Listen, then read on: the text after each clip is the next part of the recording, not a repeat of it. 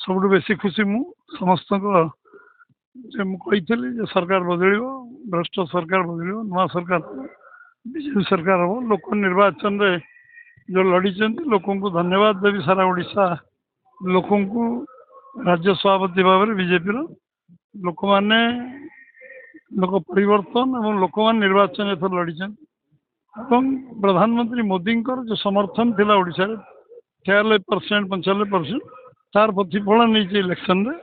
ସେଥିପାଇଁ ମୋଦିଙ୍କର ଯେଉଁ ଲୋକପ୍ରିୟତା ସେଟା ଭୋଟରେ କନଭର୍ଟ ହେଇଛି ଏବଂ ସାଧାରଣ ଲୋକ ନିର୍ବାଚନରେ ମୋଦିଙ୍କ ସମ୍ମାନ ପାଇଁ ନିର୍ବାଚନ ଲଢ଼ିଛନ୍ତି, ପରିବର୍ତ୍ତନ ପାଇଁ ଇଲେକ୍ସନ ଲଢ଼ିଛନ୍ତି, ଏ ସରକାର ପତନ ପାଇଁ ଲଢ଼ିଛନ୍ତି ଏବଂ ଭ୍ରଷ୍ଟ ଶାସନକୁ ସମାପ୍ତି କରିବା ପାଇଁ ଲଢ଼ିଛନ୍ତି।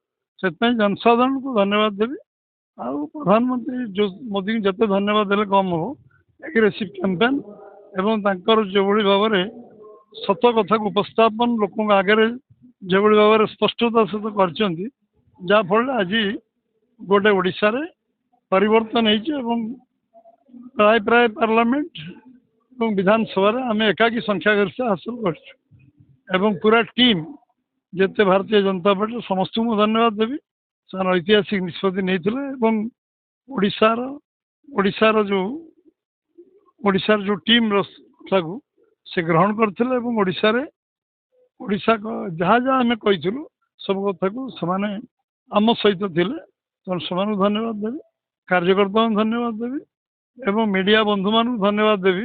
ସେମାନେ ମଧ୍ୟ ଠିକ୍ କଥାକୁ ଉପସ୍ଥାପନ କରିବାରେ ସମର୍ଥ ହେଇଛନ୍ତି ଏବଂ ଏ କଥା ସାଧାରଣ ଲୋକ ପର୍ଯ୍ୟନ୍ତ ପହଞ୍ଚେଇଛନ୍ତି। ସେଥିପାଇଁ ନିଶ୍ଚୟ ଧନ୍ୟବାଦ। ନରେନ୍ଦ୍ର ମୋଦିଙ୍କ ମାର୍ଗଦର୍ଶନ ଏବଂ ଆପଣଙ୍କ ନେତୃତ୍ୱରେ ଏଥରକ ବିଜେପି ନିର୍ବାଚନ ଲଢ଼ିଥିଲା, ଆମେ ଯାହା ଦେଖିଥିଲୁ।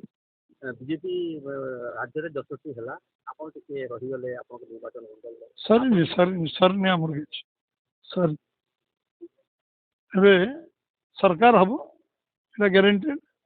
ଆଉ ସବୁ କଥା ଚାଲିବ ଆଉ ଅନ୍ୟ କଥା ଆମେ ସବୁ ପରେ ପୁଣି ହେବା। ସରକାର ହେଲେ ମନମୋହନ ସାହୁଙ୍କୁ ଆମେ କେଉଁ ଜାଗାରେ ଦେଖିବା? କାର୍ଯ୍ୟକର୍ତ୍ତା ଭାବରେ ସାଧାରଣ କାର୍ଯ୍ୟକର୍ତ୍ତା ଭାବରେ ଦେଖିବେ ଯେମିତି କାର୍ଯ୍ୟକର୍ତ୍ତା ମୁଁ ଅଛି।